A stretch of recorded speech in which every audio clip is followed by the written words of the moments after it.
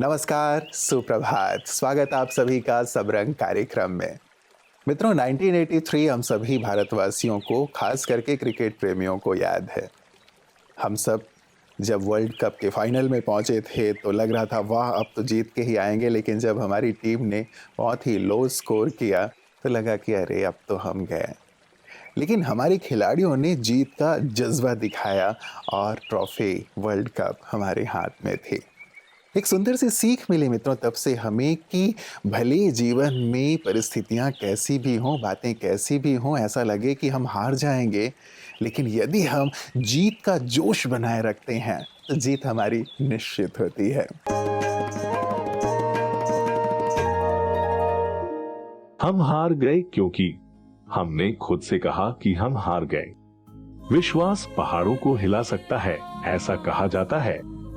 हम दूसरों से क्या कह रहे हैं, उससे ज्यादा महत्वपूर्ण यह है कि हम अपने आप से क्या कहते हैं। अपने आप से सकारात्मक तरीके से बात करना आत्मविश्वास बनाने की कुंजी है। असफलता कभी भी अंतिम नहीं होती, यदि हम इसे सुधार और प्रगति के अवसर के रूप में देखें।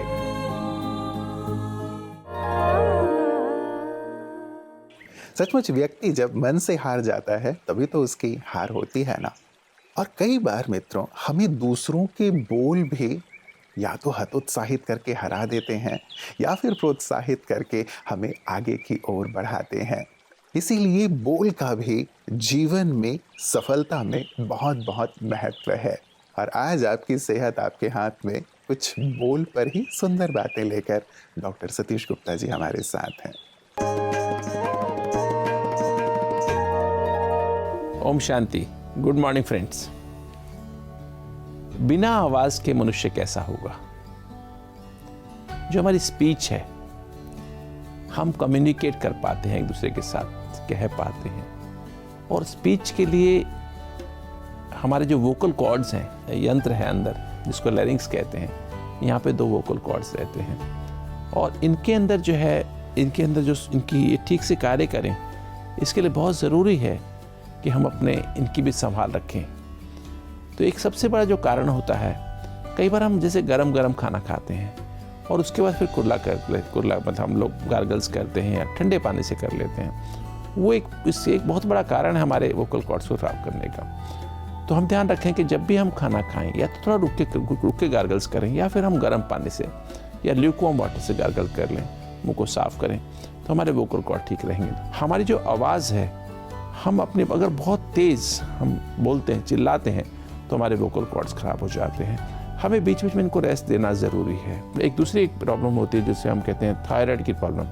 अगर आपकी थायराइड की डिजीज़ हो जाती है तो उससे भी आपकी आवाज़ ख़राब हो सकती है। तो अपनी थायराइड का भी आप बीच में चेकअप करा लें और थायराइड के लेवल को ठीक, थायराइड के जो अपना थायरॉक्सिन हार्मोन उसके लेवल को ठीक रखें। अगर आपकी आवाज़ कभी कोर्स हो रही है, होर्स हो रही है, तो चेक रखें कि अपना TSH लेवल करा के देख लें और उससे आपकी आवाज़ ठीक हो जाएगी। अगर उसका लेवल हम दवाई खा लेंगे और उसके लिए जितना आनंद का प्रयोग करेंगे तो उससे आप थायराइड ठीक रहेगा और आपकी उस पर आवाज़ पे उसका असर नहीं पड़ेगा।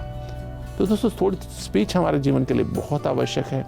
और इसके हेल्थ हम अच्छा रखने के लिए एक तो मेडिटेशन के द्वारा खुशी को बना करके रखें, क्योंकि खुशी में अच्छे मीठे शब्द बोलना वो हमारे लिए भी सुखदायी है, दूसरों के लिए भी सुखदायी है। और सोने के पहले ब्रश जरूर कर लें ताकि दांतों का इन्फेक्शन आपके वोकल कॉर्ड्स को नुकसान ना करे। ओम शांति।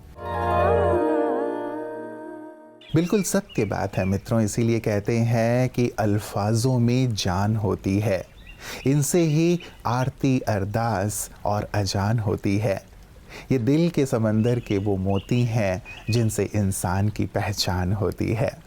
जैसे ही मुख खुलता है हम समझ पाते हैं कि ये व्यक्ति हमारे लिए हितकर है या अहितकर है, हमारा शुभ सोचने वाला है या हमें नीचे की ओर ले जाने वाला है। इसीलिए हम सावधानी पूर्वक अपने जीवन में अपने लक्ष्य की ओर आगे बढ़ते रहें। मित्रों, जब हम शिखर पुरुषों को देखते हैं तो हमें लगता है कि ये वहाँ तक कैसे पहुँचे। वहाँ तक उनका पहुँचना उनके अनुभवों से ही तो हम जान सकते हैं, ताकि हम भी उन बातों को अपनाएं, ताकि हम भी वहाँ तक पहुँच सकें, अपने जीवन में सफल हो सकें। और यही कारण है कि विशिष्ट जन की बातें विशेष लेकर हम आते हैं, जिनमें वो अपने सुंदर अनुभवों को हमारे साथ साझा करते हैं। आइए सुनते हैं आज अन्ना हजारे जी को, जो हमारे लिए बिल्कुल भी अननोन नहीं हैं, लेकिन हमारे दिल के बहुत करीब हैं।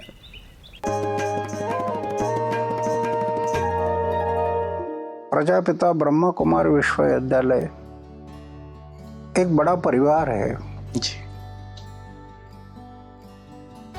और वो बड़ा परिवार अपने आप को ये सब चला रहे, ये बहुत महत्वपूर्ण है। संस्था तो कहीं चलते हैं जी, कहीं विदेश का पैसा आता है, कहीं उद्योगपति का डोनेशन मिलता है जी, और कहीं से डोनेशन आते हैं।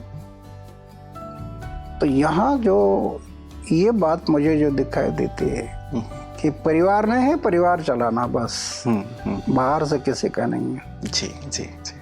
ये बात मुझे बहुत ही महत्वपूर्ण लगी। बहुत सुंदर कि प्रजापिता ब्रह्मा कुमारी विश्वविद्यालय और इतना बड़ा कारोबार चल रहा है, वो अपने आप चल रहा है जी, बाहर का किसी का डोनेशन नहीं। ये मुझे बहुत इतने बड़े कार्य को देखकर के अन्ना जी ऐसा नहीं लगता जैसे इसका नाम ही है प्रजापिता ब्रह्मा कुमारी ईश्वरीय विश्वविद्यालय। तो ये कार्य जो चल रहा है, जो आपने देखा इतने व्यापक स्तर पे, एक परिवार के रूप में, कहीं कोई आवाज नहीं, यहाँ अभी 30,000 लोग हैं लेकिन कहीं भी चूं चा भी नहीं, और हर कार्य इतना व्यवस्थित। तो क्या आपको ऐसा नहीं लगता कि सचमुच ये ईश्वर का कार्य है, परमात्मा का कार्य है, और वही इस कार्य को चला रहे हैं, वही शक्ति दे रहे हैं, और वही वास्तव में राम राज्य की स्थापना इस विश्वविद्यालय के द्वारा कर रहे हैं? ये तो मुझे महसूस होता है जी कि आखिर ये जो चल रहा है ईश्वरीय ज्ञान, वो बाबा सबको ज्ञान जो दे रहे हैं जी, ये मुझे महसूस हो रहा है, न तो ये कैसे चल सकता है। सुंदर प्रेरित करने वाले अनुभव जिसे हम भी अपने जीवन में अख्तियार करें और शिखर की ओर चलें। शिखर का अर्थ केवल ये नहीं है कि हम सब कुछ प्राप्त कर लें। शिखर का अर्थ है हम लोगों के दिलों में स्थान प्राप्त कर लें, हमारे जाने के बाद भी लोग हमें याद करें। और ये तभी होता है जब हमारे श्रेष्ठ कर्म होते हैं, महान कर्म होते हैं, औरों के लिए जीवन होता है। तो कहते हैं ना, रोज मंदिर जाना जरूरी नहीं है, लेकिन आपके कर्म इतने श्रेष्ठ हों कि आप जहाँ जाएं वो स्थान मंदिर बन जाए, और आपके जाने के बाद भी लोग आपके उन्हीं कर्मों को याद करें और उससे प्रेरित होकर अपने जीवन को श्रेष्ठ बनाएं। ऐसी एक महान दिव्य विभूति थी प्रजापिता ब्रह्मा कुमारी ईश्वरी विश्वविद्यालय की आदि रत्न आदरणीय कुंज दादी जी, जिन्होंने अपने जीवन से अनेकों को प्रेरित किया। आइए महकती यादों में उनकी यादों से स्वयं को सुवासित करें।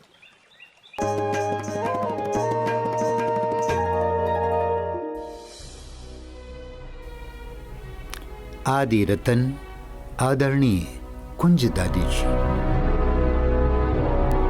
प्राण प्यारे बाप दादा की इस रूहानी बगिया की सुगंधित पुष्प थी कुंज दादी जी। आपका जन्म 21 मार्च 1927 को सिंध हैदराबाद में हुआ। दादी जी का बाल्यकाल ओम मंडली में ब्रह्मा बाबा के संग ही गुजरा। आप अपनी लौकिक माता दादी सती जी के साथ पहली बार बाबा के सत्संग में गई। बाबा के मुख से निकले हुए एक एक शब्द दादी जी के हृदय को स्पर्श करते गए, और नन्ही सी उम्र में ही आपने सात्विकता और सादगी को अपने जीवन का मूल मंत्र बना लिया। परिवार में विरोध होने के पश्चात वो अपनी माता जी के सहित बाबा के पास सदा सदा के लिए आ गए, और उन्होंने बाबा को ऐसे स्वीकार किया जैसे वही उनके सच्चे पिता हों।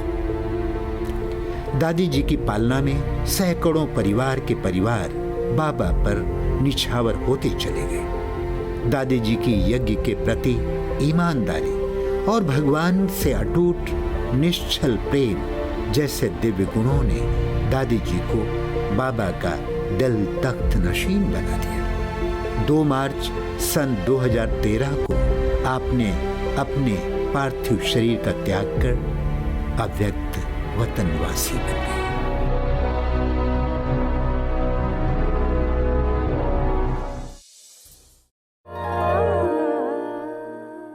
प्रेरित करने वाला जीवन।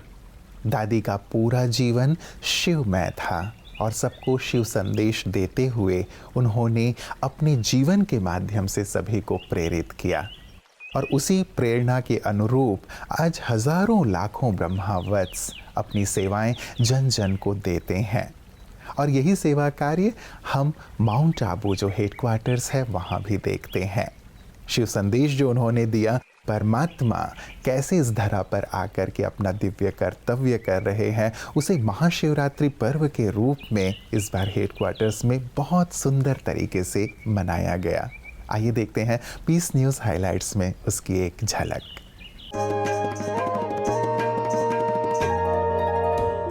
अव्यक्त बाप दादा ने एक बार फिर अपने बच्चों को दिव्य ऊर्जा और उत्साह से भर दिया। बाप दादा ने देश विदेश के विभिन्न भागों से आए 10,000 ब्रह्मा कुमार कुमारियों की संगठन को व्यर्थ विचारों पर पूर्ण विराम लगाने के महत्व पर बल दिया। तो यही दिखाई दिया कि एक सेकंड में परिवर्तन कर फुल स्टॉप लगाना इसकी कमी है।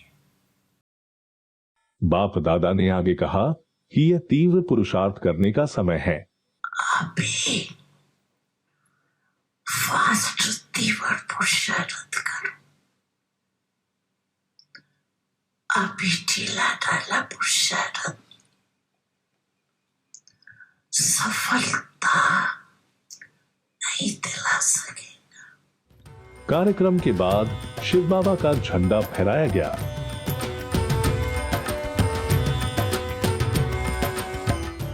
केक काटने के दौरान उत्सव का माहौल बन गया।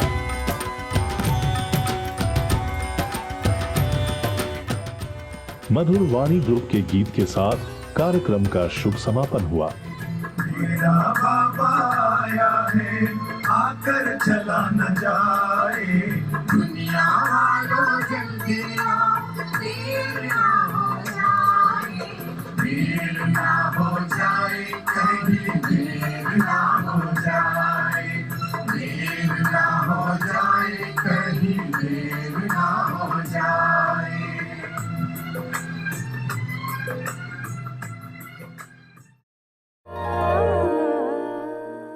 तो मित्रों, ये था आज का सबरंग जिसमें हमने प्रतिदिन की तरह सुंदर सुंदर रंगों को देखा। एक बात तो कम से कम सारे दिन के लिए अपने लिए ले लिया करें होमवर्क के तौर पे कि आज तो हम इस सुंदर बात पर ज़रूर अमल करेंगे। जैसे बोल के ऊपर ही आज सुंदर सी बात हुई है। किसी ने बहुत सुंदर सी बात कही है कि बेमतलब के बोल से तो अच्छा है कि हम खामोश रहें, क्योंकि बोल ही हैं जो तख्त भी दिलाते हैं तो तख्ते पर भी चढ़ा देते हैं। तो क्यों ना कुछ ऐसे सुंदर शब्द आज हम बोलें जो लोगों के दिलों पर चढ़ जाएं, लोगों को भी बहुत सुकून मिले और हमारे भी अंतर मन को बहुत सुकून और शांति मिले। सचमुच एक दिन ये करके देखते हैं तो हमें पता चलेगा कि बोल कितने मूल्यवान हैं और इसके माध्यम से हम क्या से क्या बन सकते हैं। तो इस पर ज़रूर अमल कीजिएगा। कल पुनः इसी वक्त आप सबसे मुलाकात होगी। नमस्कार। ओम शांति।